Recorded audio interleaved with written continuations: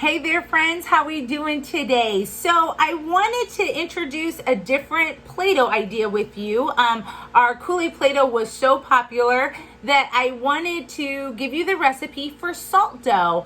Salt dough is so simple, so easy. 3 ingredients. I'm sure you probably have them in your home, and so easy to make. So what you're going to do is you're going to need flour, you're going to need salt for salt dough, and you're going to need water.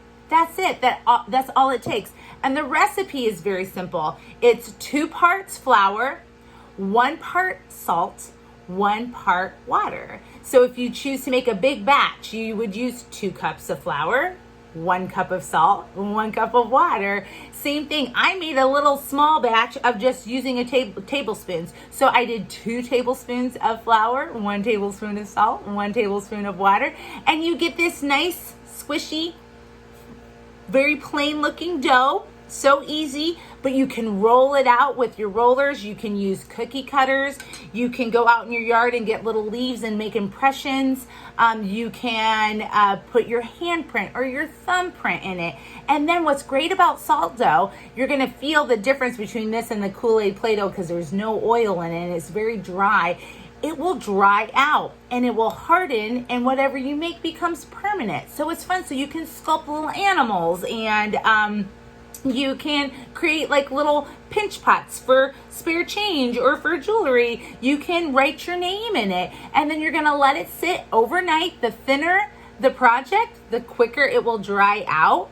But you're gonna let it sit at least overnight.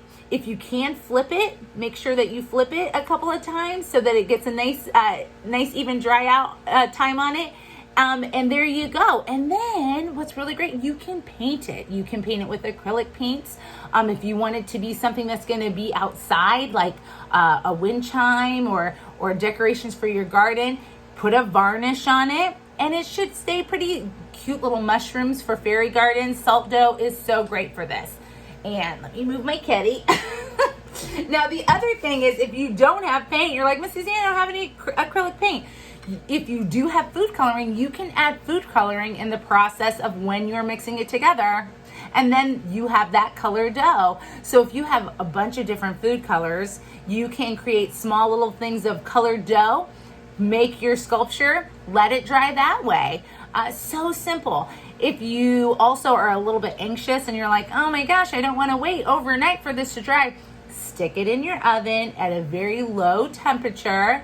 Keep an eye on it, because if it starts browning up, you're cooking your project. You just want to dry it out, okay?